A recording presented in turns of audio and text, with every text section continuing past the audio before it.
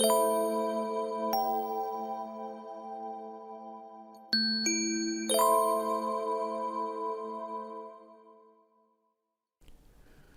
Umut kanalına hoş geldiniz. Bu video açıklama şekliyle ilgili uyarı amaçlıdır. Öncelikle videoları sıralı olarak izlemez ve aradan seçerek bakarsanız konuyu yanlış anlarsınız. Şekiller ile açıklanan konuyu yanlış anlamamak için nelere baktığımızı bilmeliyiz.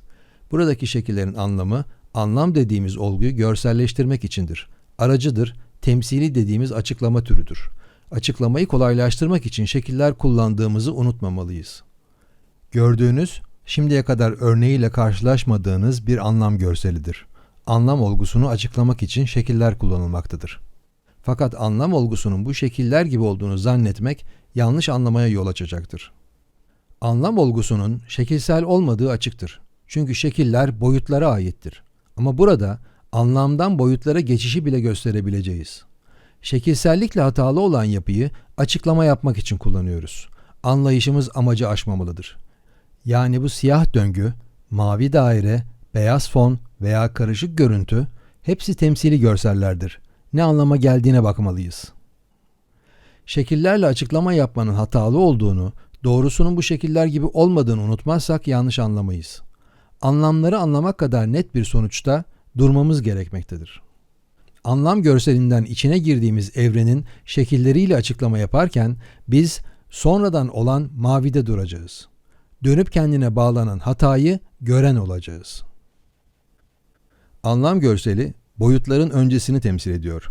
Yanında hiçbir şeyin anlamsızlıktan gelmediğini de kastetmiş oluyor. Yani hayatın anlamından fazlasına bakacağız. Gerçekte şekilleri 3 boyuttan başlayarak tanıyoruz. Açıklamaları kolaylaştırmak için 2 boyuta indirgemeyi kullanıyoruz ve üzerine düşündükçe 1 boyut ve nokta boyutuna kadar kavram karşılığına sahibiz. Fakat boyuttan söz etmek için kullanılan alışılmış sıralama, burada anlatılan ile zıt olacaktır. Eğitim sisteminin öğrettiklerine göre gerçekte nokta, çizgi, 2 boyut ve 3 boyut sırası ile açıklama vardır. Konu 4. boyutu kavramaya geçememektedir. Burada boyutlar öncesi anlam görselini çizerek başlıyoruz. Sonra henüz bilinmeyen 4. boyutu görselleştirecek kadar basitleştireceğiz.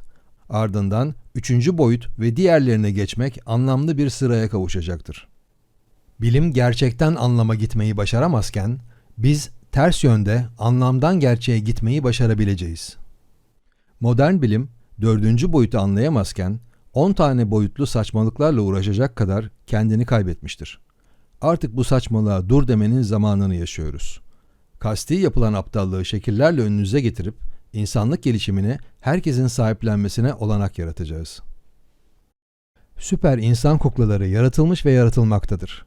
Süper olmayan kültürümüz her insanın zaten aynı doğruluğa sahip olduğunun bilinmesidir. Binlerce yıl süren insanlık gelişimi saptırılarak durdurulmuştur.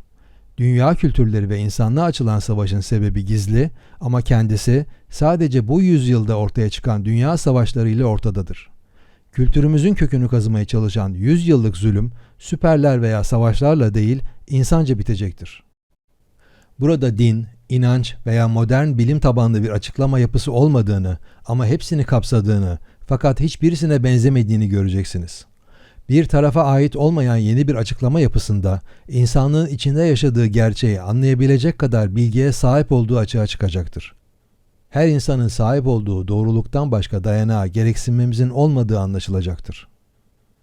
Bilime de, inançlara da, dinlere de benzemeyen bir açıklama var ama yine de anlıyorum ve neye göre anladığımı çıkaramadım diye şaşırmayın. İnsansınız, insanca açıklama izliyorsunuz. En başta mavide durarak, çember ile temsil edilen göreceliliği yani ikilik veya belirsizliği dışarıda bırakınca geride bilgi netliği ve anlam tekilliği kalmaktadır. İnsan olmak bu kadar kolaydır. Kendini süper değil, sıradan insan olarak tanımlayan Albert Einstein'ın genel göreceliliği netlikle açıklaması ile tam örtüşen bir yapıda Einstein'dan sonra insanlığa nasıl bir oyun oynandığını göreceksiniz. Son 100 yılda insanca yaşamayı zorlaştırıp bundan çıkar sağlayanları gösterdikçe sakın intikam almayı amaçlamayın. Bu bilgilerle onlar da insan olunca anlayacakları doğruluk genel çözüm için yeterli olacaktır. Genel görecelilik kanıtı aslında insanın genel netliğini de aynı anda kanıtlamıştır. Modern dünyada bu kanıtın üstünü örtmeye, gömüp asılsız etmeye çalışanlar her yerdedir. Fark etmelisiniz. Sonra insanlık olarak birlikte bir geleceğimiz olacak. Kuşkuya yer kalmayacak çünkü net bilgi ve doğruluk anlamını biz dünyaya getireceğiz. Doğruluğu dünyaya getirecek olan kadınlıktır. Dünyaya getirme işi kadınlığındır. Kadına şiddet ile kendini gösteren belirtiye dikkat etmek zorundayız. Modern uygarlık kadını modern edip insanlıktan koparmıştır. Burada taraf belirleyeceksek, modern kadın yanında durmayan ama şiddetten de yana olmayan bir tavır vardır. Kusura bakmasınlar. Hem dişiliği hem insanlığı elinden alınmış ve yerine hiçbir şey bırakılmamış yanlış bir yapının yanında durmak mümkün değildir. Adam olup doğrusunu ve sorunun çözümünü ortaya koymak görevimizdir. Modernizm, anlamsızca davranmamıza yol açan siyasi bir yöntemdir. Nasıl bir yöntem olduğu ve eğitim yoluyla nasıl dayatıldığı doğrulukla açıklanınca, dünya çapında yaşanan bir yanlıştan kurtulacağız. Zihnimiz bir hücreye tıkılmış birbirimizi yiyoruz. Bu durum insanlığı hücreye tıkanlara faydadır. Önce hücreden çıkacak, sonra bu saçmalıkları insanlık adına bitireceğiz. Kadınlığa bilgi veren adam olacağız. Sonra kadınlığın bu bilginin anlamını doğurmasını bekleyeceğiz. Bilgi verince anlam doğar. Hep böyle olmuştur. İnsanlığın başka insanca gelişimi olmamıştır. Mutlak gelişimi durduranların kölesi olma dönemi bitmiştir. Çünkü artık kendileri de öğrettikleri çaresizliğin kölesidir. Aynı dünyadayız, hep beraber batıyoruz. 1900'lü yıllarda Einstein genel göreceliği kanıtlarken bunu genel insan netliğiyle yapmıştır. İşte genel görecelilik ve genel netliğimiz de burada. Ama insanın genel evren gerçeğinden farklı olan netliğine bakan yoktur. Her türlü saçmalığı bilgi diye öne sürenler, genel netliğin hiçe sayılmasına yol açan modernizmi kullanarak 100 yıl içinde genel netliğimizi anlamsız etmiş ve bundan çıkar sağlamıştır. Bu akımı Bertrand Russell ile tanıyoruz. İnsanlık gelişimi içinde modernizmin çok kısa bir döneme denk geldiğini görmeliyiz. Bu dönemin özelliği olan dünya savaşları ile insanlığa ne yapıldığını görmek zorunludur. Bilginin tümünü adam yaratmıştır. Farkı erkek olmaktır. Adam burada, erkek buradadır. Adımızdan başlayarak bilgiden kastettiklerimize harfleri ve kelimeleri de katmalıyız. Konuşmayı bile adam yaratmıştır. Ama bu konuşmayı kimin anladığına dikkat etmeliyiz. Erkek olgusu, Y kromozonu ile doğada hasarlı olduğu gözüken, defolu, dengesiz, davranış bozukluğu olan varlık karşılığıdır. Bu bol hatalı dengesizlik, evrim karmaşasını ve çeşitlenmeyi yaratan etmendir. Erkek ortalığı karıştırırken, bu karmaşada canlılığı ve tutarlılığı devam ettiren varlık karşılığı dişidir. Y kromozonunda yapısal eksiklik gözüken erkek beden bozuk gerçektir. Bozukluğu eksi davranış biçimi olarak yorumlamalıyız. Ama X kromozonda yapısı tam olan dişi beden, eksinin tersi artı davranışa sahiptir. Nötr bile değildir. Adamın insan özelliği olan doğruluk, eksik erkek bedende kolayca açığa çıkar ve bilgi yaratan özellik, gözüken bu fazlalıktır. Kadın yapısını eksik bedenli adama benzeterek düşünmeye başlarsak, eksi ile artının, tam ile eksiğin, bilgi ile anlamın birbirine karıştırılmasından bu yanlış sonuç ortaya çıkmaktadır. Sanki gerçek ile doğruluk birbirini götürüyor, hatta kadının doğruluğu azmış gibi gözükmektedir. Gerçekte kadın böyle gözükürken, doğruluğun bilgi ve anlamıyla tanımamız gereken kadınlığın, insani varlığı tam gerçek artı tam doğruluktur. İnsanlığın tam gerçekte, tam oluşunun tam anlamı kadınlıktır. Anlam çarpıtması, anlamsız yanlış bilgi ve insanlığı sömürme amaçlı siyasetle yaratılmış modern kadın ise ne gerçek ne de insani varlığa sahiptir. Yapılan yanlış, adamı ve bilgiyi temel almaktır. Yapılması gereken, anlam olgusunu temel almak olacaktır. Modernizm bunun tam karşıtı, anlam arayışı görüntüsünde anlamsızlığın dayatılmasıdır. Anlamsız bilginin geçersizliğini görmek, anlamın önemini fark etmek için yeterlidir. Kadın varlığını nötr değil artı olarak almak, canlılığın devamını sağlayan altyapının üzerine doğruluğu koymak, doğası ve insanlığı tam olan anlama ulaşır. İnsanlığını kaybetmiş uygarlıkta en derin sorun da, mutlak çözüm de modernizmle yok edilen anlamımızdır. Yerine eskisini değil, bilgi ve anlam gelişimimizi koymak zorundayız. Einstein'ın evren gerçeğini görecelikle kanıtlaması, gerçeğin belirsizliğine ait olmayan netliğimizi de kanıtlamıştır. İnsan doğruluğu, boyutlar, şekiller ile tanımlanmamalı, gerçekteki tekil doğruluk olarak tanımsız yerini almalıdır. Bilinmeyen kadın yapısı hem doğadan artı hem de doğrulukla anlamlı bütün bir yapıya sahiptir. Bu tutarlı altyapıya sahibiz ama adam egemenliğini temel aldığımız için yok etmek üzere olduğumuz hem ana doğamızı hem de doğruluğumuzu görmek zorundayız. Şimdiye kadar şu kadarlık adam özelliğiyle günümüze geldik. Üstelik yok olmak üzereyiz. Ama kadınlık varlığıyla nasıl bir geleceğimiz olabileceğini aradaki farktan anlamalıyız. Şimdiki hayatımız buydu, şimdi böyle bir hayata geçme olanağına sahibiz. Adamın beden eksikliğinden doğrulukla elde edilen fark, bilginin anlamı değildir. Anlam olgusu, anlamaktan başka özelliği olmayan kadınlığa aittir. Eğer kadın, bilgi yaratacağını zannediyorsa, öncelikle doğasını eksik etmesi gerekir. Olanaksızdır.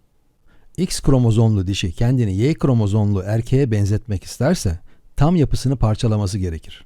Tam olan varlığını hiçe sayan kadınlık, hem canlılık kaynağı olmayı bırakacak, hem de anlamsız bilgiye meydan açan insanlık dışı yanlış varlık durumuna düşecektir.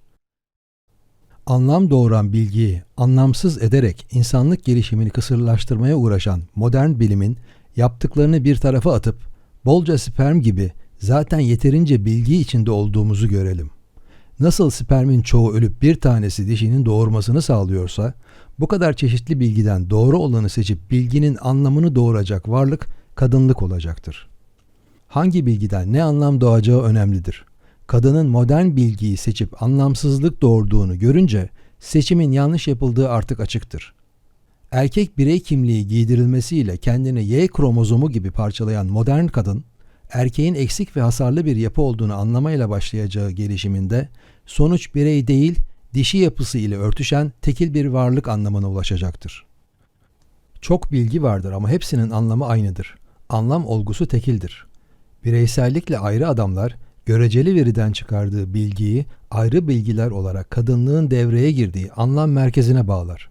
Ağaç, masa, güneş verilerinin bilgisi ayrıdır ama anlaşılmasındaki bağ tekil anlam ile doğrulanır. Yani mavi doğruluğumuz evrenin göreceli yapısına ait değildir.